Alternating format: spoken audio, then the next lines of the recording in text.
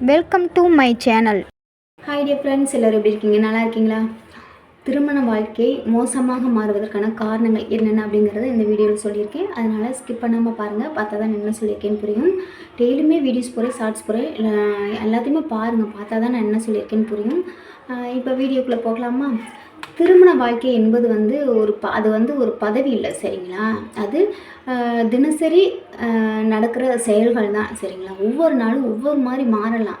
சண்டைகள் வரலாம், சமாதானமாகலாம், இப்போ என்ன சொல்கிறோன்னா அன்பாக இருக்கலாம், அனுசரித்து போகலாம், எல்லாமே நடக்கும். அது வந்து பதவினா நான் இந்த பதவியில் தான் இருப்பேன், நான் இப்படி தான் இருப்பேன் அப்படிங்கிற ஒரு குணத்தை வந்து அதில் கொண்டு வரக்கூடாது. ஆண்கள்னால் நான் இப்படி தான் இருப்பேன், வீட்டு வேலையெல்லாம் பார்க்க மாட்டேன், பெண்கள்னால் வீட்டு வேலை மட்டும்தான் பார்க்கணும் அப்படிங்கிற ஒரு எண்ணத்தை வந்து இதில் கொண்டு வராதீங்க, சரிங்களா? குடும்பம் இது வந்து தினசரி வாழ்க்கை. அன்னன்னைக்கு நம்ம சமாளிக்கணும். நம்மளோட ஹஸ்பண்ட், நம்மளோட ஒய்ஃபு, நம்மளோட பிள்ளைங்க, நம்மளோட ரிலேஷன்ஸ், நம்மளோட பேரண்ட்ஸ், இவங்க எல்லாத்தையும் நம்ம சமாளித்து அவங்க கூட சேர்ந்து வாழக்கூடியதான் திருமண வாழ்க்கை, சரிங்களா?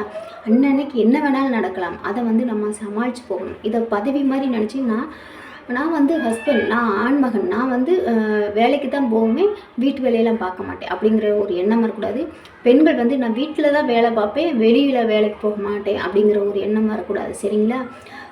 இது வந்து ஒரு பதவியில் அன்றாட வாழ்க்கையில் நடக்கக்கூடிய செயல்கள் தான், சரிங்களா? அதை நம்ம புரிஞ்சு நடந்துக்கணும், சரிங்களா? சரியான நபரை வந்து தேடுவது இல்லை திருமண வாழ்க்கை, ஓகேங்களா?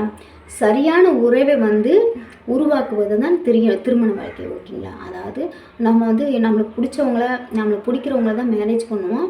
ஆனால் வந்து எது இல்லைன்னா இன்னொன்று அப்படிங்கிற மாதிரி மாற்றிக்கிட்டு போகிறது இல்லை, சரிங்களா?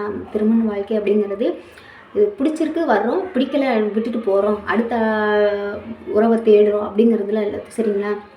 திருமண வாழ்க்கை அப்படின்னா அந்த கிடைச்சிருக்க உறவை வந்து பலப்படுத்தணும். அதுக்கு வந்து அதை வந்து பாதுகாப்பாக பார்த்துக்கணும், உறவை வந்து உருவாக்கணும். அதுதான் ரொம்ப ரொம்ப முக்கியம் திருமண வாழ்க்கைக்குள்ளே, சரிங்களா? அதை புரிஞ்சுக்கிட்டோம்னா எந்த குடும்பத்துலேயும் வந்து பிரச்சனைகள் வராது, ஓகேங்களா? இப்போ ஒரு தோட்டமோ இல்லாட்டி வீடாக இருக்குதுன்னு வச்சுக்கோங்க. அந்த வீட்டவோ இல்லை தோட்டத்தவோ வந்து பராமரிப்பு இல்லை அப்படின்னா, பராமரிக்கலை அப்படின்னா அது எப்படி ஆகும்? செடி கொடிகள் நிறைஞ்ச ஒரு புதர் மாதிரி ஆகி போயிடும், சரிங்களா? அது மாதிரி தான் நம்மளோட வாழ்க்கையும். அதுக்கு வந்து பராமரிப்பு ரொம்ப ரொம்ப முக்கியம், சரிங்களா? அதாவது குடும்பத்தில் யார் யாருக்கு என்னென்ன வேணும், யார் யாருக்கு என்னென்ன பிடிக்கும், எப்படி வச்சுக்கணும், அவங்களோட பிடிச்ச விஷயங்களை பண்ணணும், பிடிக்காத விஷயங்களை பண்ணக்கூடாது அப்படின்ட்டு ஒவ்வொரு விஷயங்களும் புரிஞ்சுக்கிட்டு அதுக்கு தகுந்த மாதிரி நம்ம வாழ்க்கையை கொண்டு போகணும், பராமரிப்போடு பார்த்துக்கணும். அதுதான் ரொம்ப ரொம்ப முக்கியம், சரிங்களா? அப்புறம் அந்த இப்போ வந்து பராமரிப்பு இல்லை அப்படின்னா, இப்போ நம்மளோட வாழ்க்கை இருக்குதுன்னு வச்சுக்கோங்களேன், அது ரொம்ப மோசமாயிரும், சரிங்களா? உறவுக்கு வந்து தினசரி அக்கறையும் பராமரிப்பு ரொம்ப ரொம்ப தேவை, சரிங்களா?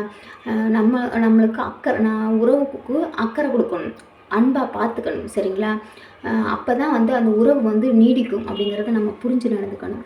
நம்மளோட துணையின் மாற்றங்களை வந்து நம்ம கவனிக்க பழகிக்கணும், சரிங்களா? இப்போ வந்து இன்றைக்கி வந்து சந்தோஷமாக இருக்கும்போது ஒரு மாதிரி இருக்கிறாங்க, சண்டை வரும்போது ஒரு மாதிரி இருக்காங்க அப்படின்னா அது வந்து நார்மல் தான், சரிங்களா? சந்தோஷமாக இருக்கும்போது நம்ம ரொம்ப க்ளோஸாக டீப்பாக அன்பாக அக்கறையாக பேசுவாங்க. சண்டை வந்துருச்சுன்னா நீ யாரும் நான் யாரோங்கிற மாதிரி பேச மாட்டாங்க, ஒதுங்கி போவாங்க. இது வந்து எல்லார் வீட்லேயும் நடக்கிறதான். ஆனால் வந்து இதை நிரந்தரமாக விடக்கூடாது.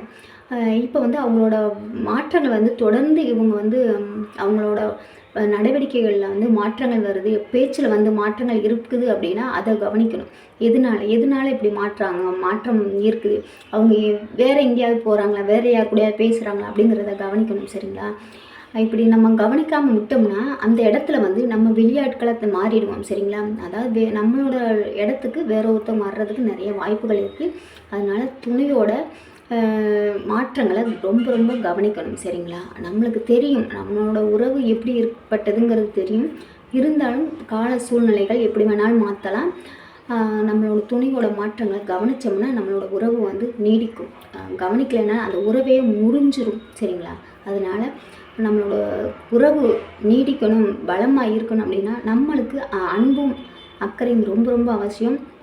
நம்மளோட குடும்பத்தை நம்ம தான் பார்த்துக்கணும், உறவை வந்து ரொம்ப அன்போடு பார்த்துக்கணும், சரிங்களா? இந்த வீடியோ உங்களுக்கு பிடிச்சிருக்குன்னு நினைக்கிறேன். பிடிச்சிருந்தா லைக் பண்ணுங்கள், ஷேர் பண்ணுங்கள், கமெண்ட் பண்ணுங்கள். சப்ஸ்கிரைப் பண்ணாமல் சப்ஸ்கிரைப் பண்ணிவிட்டு பெல் ஐக்கனை கிளிக் பண்ணிட்டு ஆளுங்க கிளிக் பண்ணுங்கள். அப்போ தான் நான் போகிற வீடியோஸ் எல்லாமே உங்களுக்கு நோட்டிஃபிகேஷனாக வரும், ஓகேங்களா? ஓகே, பாய்ங்க. அடுத்த வீடியோவில் பார்க்கலாம்.